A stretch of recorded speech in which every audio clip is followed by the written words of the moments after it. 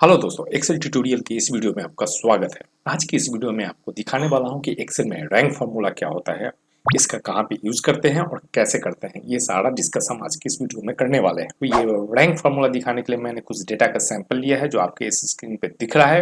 यहाँ पे आप देख सकते हैं कि कुछ एम्प्लॉय है, उनका नाम यहाँ पे दिया हुआ है और उनका जो टोटल सेल्स हुआ है वो इस कॉलम में दिया हुआ है। अब मेरे पास एक रिक्वायरमेंट है कि इन सारे एम्प्लॉय का बेस्ड ऑन देयर सेल्स हमें उनका रैंकिंग निकालना है कि कौन से एम्प्लॉय है जो टॉप सेलर है और कौन से एम्प्लॉय है जो कि लिस्ट सेलर है। हमें एक ये रिपोर्ट बनाना है कि टॉप 5 एम्प्लॉय का नेम यहाँ पे आएगा और उसका टोटल सेल्स आएगा। तो इसे कैसे करेंगे? तो इसे करने के लिए एक्सेल में एक बहुत ही इजी फॉर्मूला होता है जो कि रैंक फार्मूला होता है। तो वही इस वीडियो में आज मैं डिस्कस करने वाला हूं। साथ ही साथ मैं आपको ये भी बताने वाला हूं कि अगर आपके पास कोई भी डुप्लीकेट एंट्री है तो उसमें रैंक फार्मूला को कैसे यूज करें, कौन सा ट्रिक अपनाएं जिससे कि मेरा ये डुप्लीकेट वाला जो प्रॉब्लम है वो सॉल्व हो जाएगा। तो चलिए इस वीडियो को शुरू करते हैं। तो सबसे पहले मैंने क्या किया है कि मेरा जो भी डेटा है उसके बगल में मैंने एक कॉलम बना दिया है रैंक का, और इसी में मैं जाकर अभी यहाँ पे लिख रहा हूँ रैंक फार्मूला। तो चलिए, मैंने उस सेल को सिलेक्ट किया, जो पहला सेल है मैंने उसको यहाँ पे जाकर सिलेक्ट कर लिया है और मैं यहाँ पे लिख रहा हूँ इक्वल्स टू, और जो फॉर्मूला होता है एकदम सिंपल है, नाम ही है रैंक और इसका जो एक्सेल का फॉर्मूला होता है वो भी रैंक से ही शुरू होता है। तो मैं यहाँ पे जाकर टाइप कर रहा हूँ रैंक। तो आप देखेंगे कि यहाँ पे ये जो एक्सेल का सजेशन है वो यहाँ पे आपको दिखेगा इतना सारा ऑप्शन, इसमें से जो थर्ड ऑप्शन है ये रैंक का, यही फॉर्मूला मैं आज यूज करने वाला हूँ। तो मैंने रैंक लिखा, उसके बाद मैंने यहाँ पे ब्रैकेट ओपन किया। अब जैसे ही मैंने ब्रैकेट ओपन किया वैसे ही यहाँ पे आपको एक्सेल सजेशन दे रहा है। पहला पूछ रहा है जो आर्गुमेंट है वो है नंबर का, मतलब कौन से नंबर का हमें निकालना है रैंक। तो इसके लिए हमें ये नंबर है जो इसका टोटल सेल्स है गौरव दास का, उसके नंबर को हमें सिलेक्ट करना है। तो मैंने फर्स्ट आर्गुमेंट को जो नंबर है उसको मैंने यहाँ पे डाल दिया। अब अगला है मेरा यहाँ पे कॉमा है, तो मैं यहाँ पे जाकर मैं कॉमा पुट करूंगा। उसके बाद जो नेक्स्ट आर्गुमेंट आ रहा है वो रेफरेंस। रेफरेंस मतलब ये जो हम रैंक निकालने वाले हैं ये कौन सा रेफरेंस है। तो मेरे पास जो रैंक निकलेगा वो इन सारे सेल्स के ऊपर में निकलेगा। तो मैंने उस सारे को ऐसे करके सिलेक्ट कर लिया। तो आप देखेंगे कि यहाँ पे जो रेफरेंस है वो C2 C13 तक सिलेक्ट हो चुका है। अब इससे आगे बढ़ने से पहले आपको एक चीज में ध्यान में रखना होगा कि ये जो रेंज हमने यहाँ पे सिलेक्ट किया है इसको हमें फिक्स्ड करना होगा। तो फिक्स कैसे करते हैं? तो कोई भी रेंज को फिक्स करने के लिए सबसे शॉर्टकट तरीका होता है, आप अपने कीबोर्ड से F4 बटन को दबाएंगे। अगर आपका कीबोर्ड में फंक्शन इनेबल्ड है तो आप फंक्शन के साथ में F4 दबाएंगे तो ये फिक्स्ड हो जाएगा। आप देखिए जैसे ही मैंने फंक्शन के साथ में F4 दबाया है, आप देखेंगे कि सभी के सामने में ये डॉलर साइन लग चुका है, मतलब ये मेरा जो रेंज है ये फिक्स हो चुका है। अब मैं यहाँ पे लास्ट में फिर से आप नीचे जाएंगे तो यहाँ पे देखेंगे रेफरेंस के बाद यहाँ पे कॉमा दिया हुआ है, तो मैं फिर से कॉमा डालूंगा। कॉमा डालने के बाद यहाँ पे ऑप्शन आ रहा है, दो ऑप्शन पूछ रहा है कि डिसेंडिंग ऑर्डर में है करना, अगर जीरो डालना है तो डिसेंडिंग ऑर्डर में होगा, अगर हमें असेंडिंग में लेना है तो 1 लेना होगा। लेकिन ये ऑप्शनल है, आप इसमें कॉमा के बाद कुछ भी नहीं डाल सकते हैं। आप डायरेक्ट इसके बाद भी आप यहाँ पे 13 में जाकर इसे क्लोज कर सकेंगे। क्लोज करेंगे तो ये बाय डिफॉल्ट डिसेंडिंग मिलेगा। तो मैं इसे यहाँ पे कोई भी आर्गुमेंट नहीं दे रहा हूँ, तो मैं बाय डिफॉल्ट डिसेंडिंग करके मैं इसे एंटर कर दे रहा हूँ। तो ये देखिए यहाँ पे आया है 1, मतलब ये जो सेल्स है इन सारे रेंज में सबसे टॉप में है। आप देखिए तो यहाँ पे ये सबसे मैक्सिमम नंबर सेल्स का है जो कि गौरव दास ने अचीव किया है, तो ये रैंक 1 पे है। अब मैं सिंपली क्या कर रहा हूँ, मैं यहाँ पे जाकर ये जो फिल बटन है उस पर डबल क्लिक कर दे रहा हूँ। तो ये सारा का सारा यहाँ पे रैंक निकल चुका है बेस्ड ऑन सेल्स के ऊपर में। लेकिन यहाँ पे प्रॉब्लम है डुप्लीकेट एंट्री का।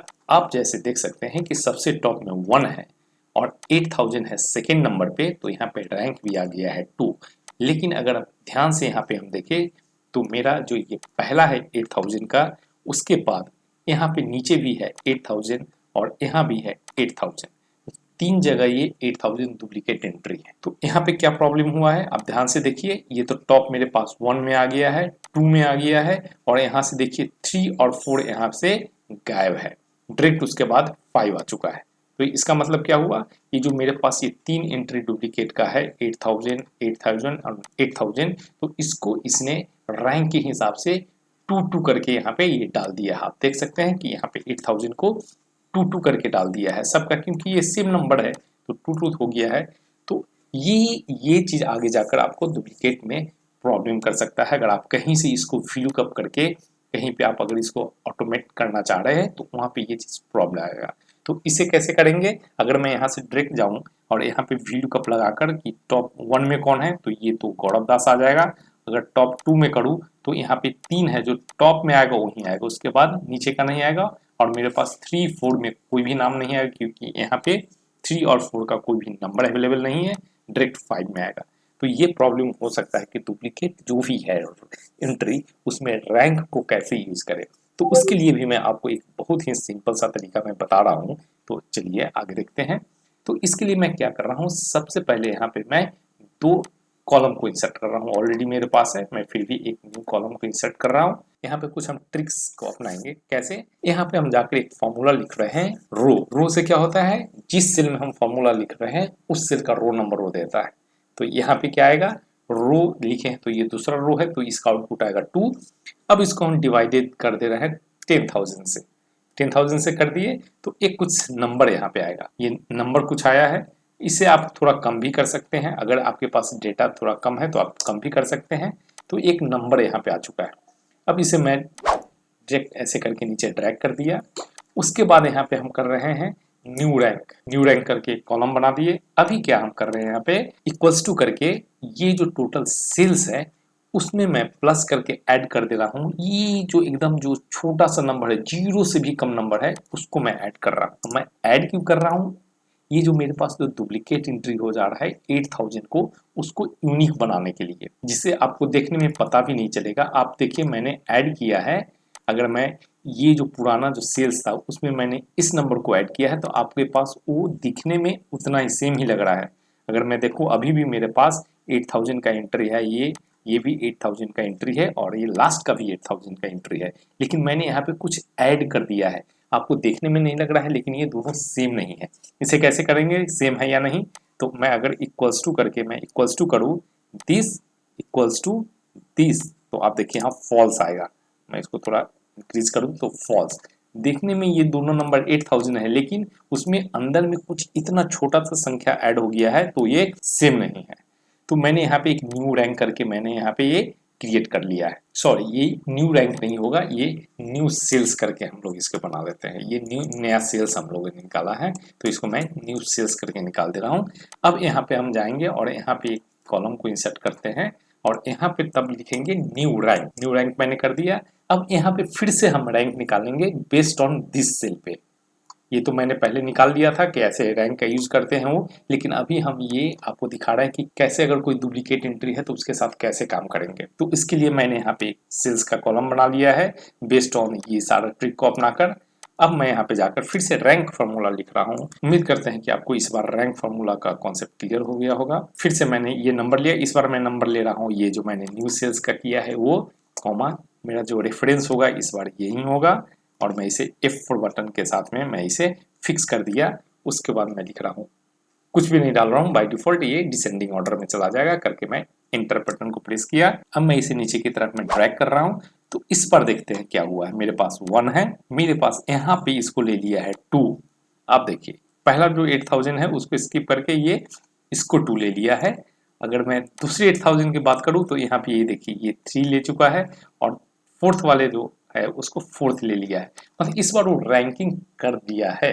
मतलब अगर मैं यहाँ पे अब डेटा फीड करना चाहूँ तो मैं इसे आसानी से अब फीड कर सकता हूँ, मेरा कोई भी ब्लैंक नहीं रहेगा। तो चलिए अब यहाँ पे डेटा को कैसे लाएंगे, तो यहाँ से हम लोग क्या करेंगे, VLOOKUP को यूज करेंगे कि 1 है उसके अगेंस्ट में जो भी वैल्यू है वो यहाँ पे दे दे, 2 है तो 2 के अगेंस्ट में जो भी वैल्यू है वो यहाँ पे दे दे आउटपुट में। अगर आपके पास ऑफिस 360 है तो आप एक्स लुकअप लगाकर इसको अपोजिट में आप इसको VLOOKUP को यूज कर सकते हैं। लेकिन आपके पास 360 नहीं है तो आपको वो भी मैं ट्रिक अपना दूं, क्योंकि मेरा जो यहाँ VLOOKUP वैल्यू है ये इसके राइट साइड में है। तो VLOOKUP जहां भी हम लोग यूज करते हैं उसका लुकअप वैल्यू हमेशा जो होता है वो लेफ्ट साइड में होना चाहिए। जो रैंक यहाँ पे निकल के आया है, मैं इसे क्या कर रहा हूँ, इक्वल्स टू के साथ में इक्वल्स टू करके मैंने इस सेल से इधर को रैंक को डाल दिया और मैं इसे नीचे ड्रैग कर दे रहा हूँ। अगर कल होकर आप इसमें कुछ भी डेटा में अगर चेंज करते हैं तो ये सारा फॉर्मुलेटेड है, ये भी इससे फॉर्मुलेटेड है, तो इससे कोई भी इफेक्ट यहाँ पे नहीं आएगा। अब मैं सिंपल सा यहाँ पे जाकर लुकअप फॉर्मूला डाल दे रहा हूँ। लुकअप को यूज किया, लुकअप वैल्यू मेरा होगा रैंक 1।